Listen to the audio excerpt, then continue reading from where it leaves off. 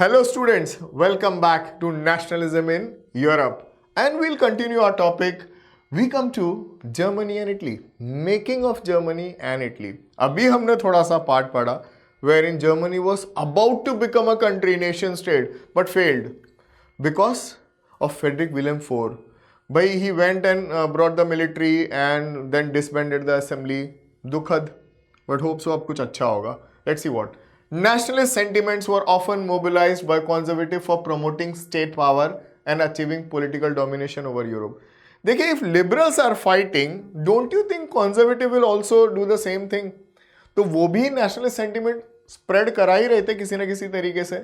Now, this can be observed by one thing wherein we are going to learn of an unification of one country, one of the most important nation today in Europe, rather in the whole world. Very famous for the machinery, Germany. अब हम Germany का unification पढ़ेंगे. यहाँ पे जितना कुछ लिखा है वो आप समझ लीजिए, बट मैं आपको फिर और एक इजी तरीका बताऊंगा एज एन स्टूडेंट मैं कैसे याद रखता हूँ. So nationalist feeling were widespread among the middle class of German who in 1848 tried to unite the different region, but unfortunately the confederation remained same because of the disband of the National Assembly. तो अब हुआ क्या? Now the initiative of uniting Germany came in the hands of Prussia. अब प्रशिया ने leadership ले ली. देखिए, प्रशिया अगर मैं करेंटली कहूं तो आपको ईस्टर्न पार्ट ऑफ जर्मनी है, current eastern part of Germany. तो Prussia took the leadership of the movement for the national unification of this 39 confederation. और इसके लिए बड़ा रोल प्ले किया जंकर्स ने. जंकर्स कौन है? Are rich land owners of Prussia. They supported monarchy and they supported military so that they bring down the liberals and they unite one nation or they'll come up with Germany. अब इसमें अगर role है monarch का, role है military का और role है junkers का, तो इस आदमी का रोल सबसे ज़्यादा है और ये है Otto von Bismarck. He is a chief minister of Prussia and architect of the Germany. मतलब जर्मनी इन्होंने बनाया. आर्किटेक्ट यहाँ पे बिल्डिंग वाले नहीं है, मेकर ऑफ जर्मनी है. सो he fought 3 wars over 7 years with Austria, Denmark and France, ended in Prussian victory and completing the process of unification. तो सोच लीजिए इनका कितना बड़ा रोल है. और 1871 में he offered the crown in the Palace of Versailles to King Wilhelm I, a Prussian king. तो प्रशियन किंग जो हैं वो इस यूनाइटेड जर्मनी के राजा बने. अगर मुझे आपकी इंग्लिश टेस्ट करनी है तो I always read this first statement and ask you what you understand. चलिए देखते हैं. On the bitterly cold morning of 18 January 1871 I am emphasizing on something. Please listen. On the bitterly cold morning of January 1871, an assembly comprising of the princes of German state, representative of army, important Prussian ministers, including Chief Minister Otto von Bismarck, gathered in unheated hall of Versailles, unheated hall of mirrors in the Palace of Versailles, to proclaim the new German Empire headed by Kaiser Wilhelm I of Prussia. अब आप अच्छे से पढ़ लीजिए. अब मुझे बताइए what exactly you understand by this topic. जब मैं बहुत ज़्यादा एम्फेसिस करता हूँ ना बिटरली कोल्ड मॉर्निंग, और जब मैं बात करता हूँ अनहीटेड हॉल, तो सबको ये लगता है कि बाहर बहुत ज़्यादा ठंडी थी और अंदर भी बहुत ज़्यादा ठंडी थी.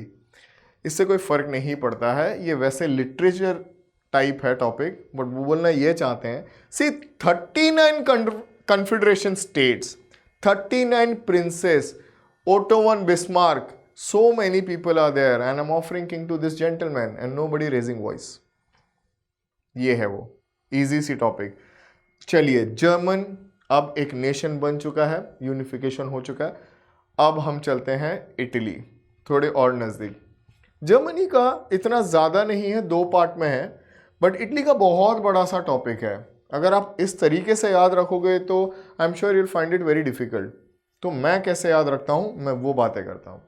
Germany is simple to remember, where in you need to keep one thing in mind, just names and then the contribution.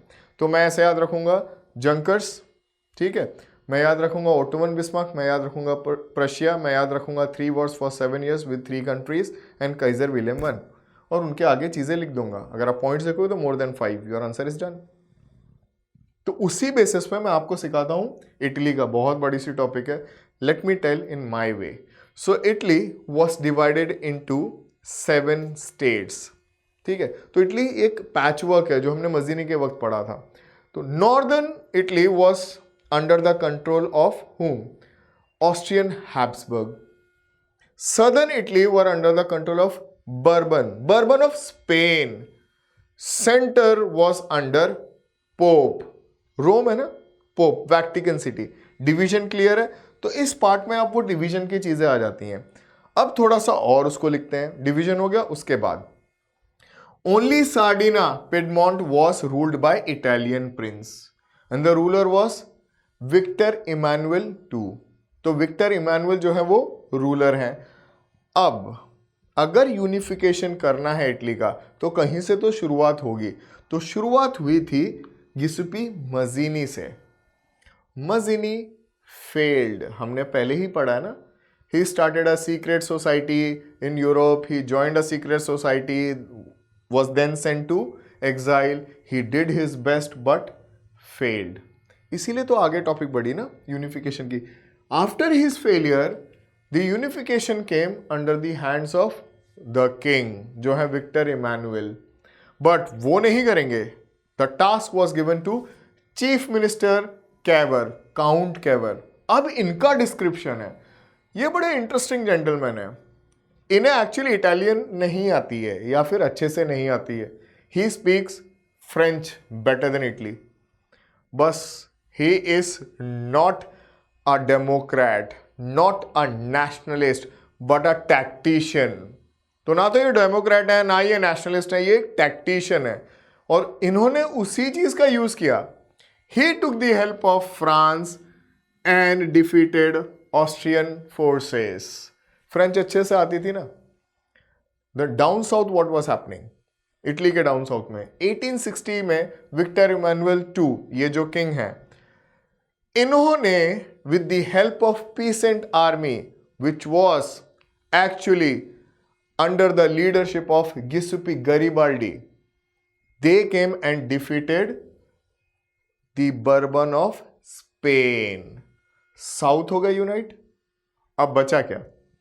बचा है वैटिकन सिटी, पोप। तो पोप लड़ते ही नहीं है, तो यूनिफिकेशन इटली डन।